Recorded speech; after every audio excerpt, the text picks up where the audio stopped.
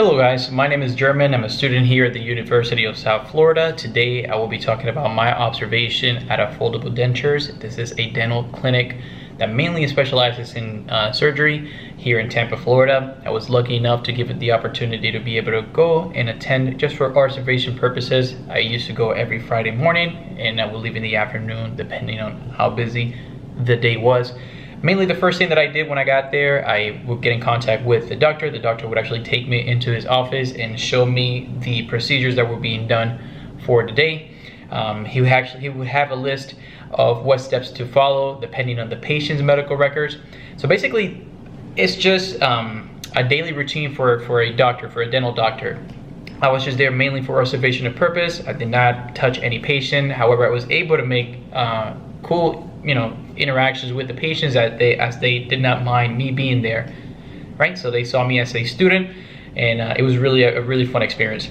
The Canadian Dental Association defines oral health as a state of the oral and related tissues structures that contribute positively to a physical, mental, and social well-being and the enjoyment of life's possibilities by allowing the patient or the individual to speak, eat, socialize, unhindered by any pain, discomfort, or embarrassment. This is actually a statement by the Canadian Dental Association released in 2001, and I personally like that because one of the most important things in terms of the physical aspect of a human being is the dentures, right? If you have good teeth, that means that you're mostly a clean human being, that you have good hygiene, that you perform good hygiene habits.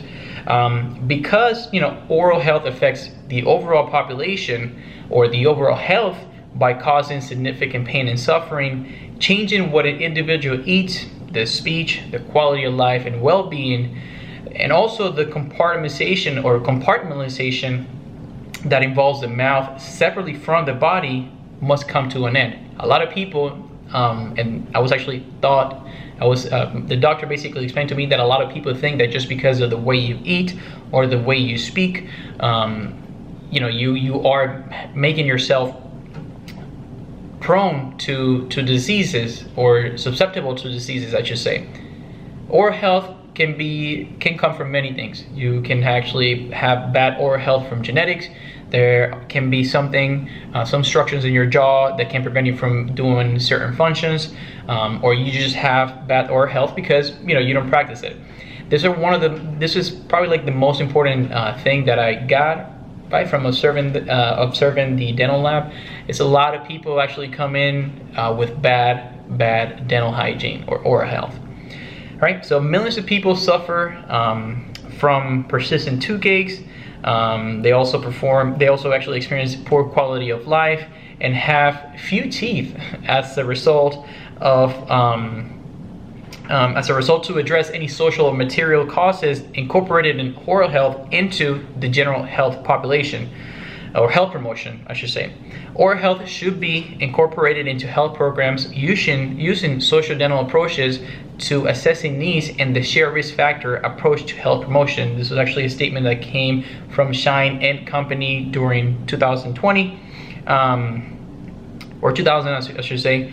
So the dental caries affects 60 to 90% of the population, and that actually came into place in the office. So usually when performing the surgery, the doctor would actually show me how many caries the patient had, and it was actually surprising because people that were from the age of 13 to the age of 60 actually had almost the same amount of caries. So that tells me that the young population is not practicing good oral health, as well as the elderly population. After the patient will get into the room, the doctor would basically introduce himself and also me, just letting the patient know that I was there for observation purposes. I actually made a few friendships with some of the patients, as they did not mind me being there, and they were super cool about the idea of me observing them. Some patients actually lacked communication skills with the doctor. You have to communicate, especially when it comes to health-related communication, you have to communicate with your doctor everything that you do, right? There was one time where a patient came into the surgery room completely drunk. We were not able to detect that he was drunk, as we assumed that's just how he was, but he did not communicate that, and he actually was suffering from high blood pressure due to the alcohol. Whenever you actually mix any anesthetics or anesthesia with high blood pressure, it can cause major problems, and this is exactly what happened with that patient. So the patient, once we put the anesthesia and we put Marcaine, which is a type of anesthesia that has a 4% of rapid, let's just say, yeah, it's a 4% of rapid anesthetic. So usually whenever you place the Marcaine into your bloodstream, it takes about 3 to 4 minutes for you to be completely asleep. In this case, it only took 30 seconds for the patient to be completely asleep, and he started convulsing. You know, the white foam actually was coming out of his mouth because he did not inform that he was completely drunk. After that, we had to call the ambulance, and within a week he showed up back again into the office, and we were, you know, able to properly perform the surgery. After that, he was completely fine.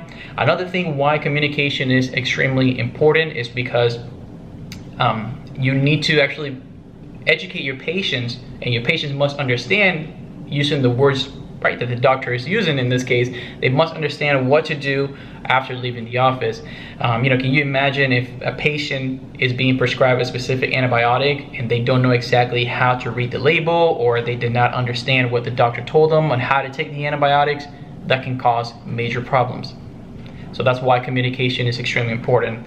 I would say health literacy as well as a form of communication is extremely important. We need to make sure that our patients are being educated in every aspect of the way, because at the end of the day is their health. And in some cases, because of bad dental procedures or the patient not understanding how to take a specific medicine, it can cause death as well, right? Now, coming into this office, my idea was, because I always had this idea that people were mistreated, you know, by different age groups or just because of race. I had this idea that, you know, when I go there, I would like to see if that's true. So I actually have a few presentations here, a few presentation slides for you guys, just to see, you guys can have a visual image or a visual presentation on the different types of mistreatment or the mistreatment rates between the Asians, blacks, Hispanics, and whites. So let's see. All right. So this is the first graph. This graph basically presents the racial concordance and perceptions of mistreatment between whites, blacks, Hispanics, and Asians. So as you can see, the whites actually do not experience as much mistreatment as the Asians, Hispanics, or blacks.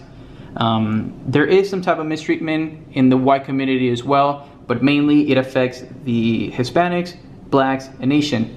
In my previous works, actually, I also talked about that. And in terms of dental-related health, the blacks are usually the ones that experience the most mistreatment and also suffer from health-related issues from health or dental surgeries. The next mistreatment relates to the elderly. As you guys know, the elderly group is also suffering from mistreatment in the healthcare settings.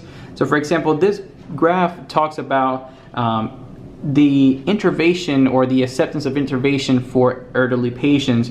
So if elderly patient selects yes to, you know, accept intervention, these are going to be the steps to follow. So for example, you can provide a report to an adult protective service, you can enlist multidisciplinary team assessment when possible, implement a safety plan, which is probably one of the best things that you can do. And then the last graph also talks about the different approaches into oral care for patients. As I mentioned previously, oral care is extremely helpful, especially when you know or when you are educating your patients into the steps to take after the surgery is performed.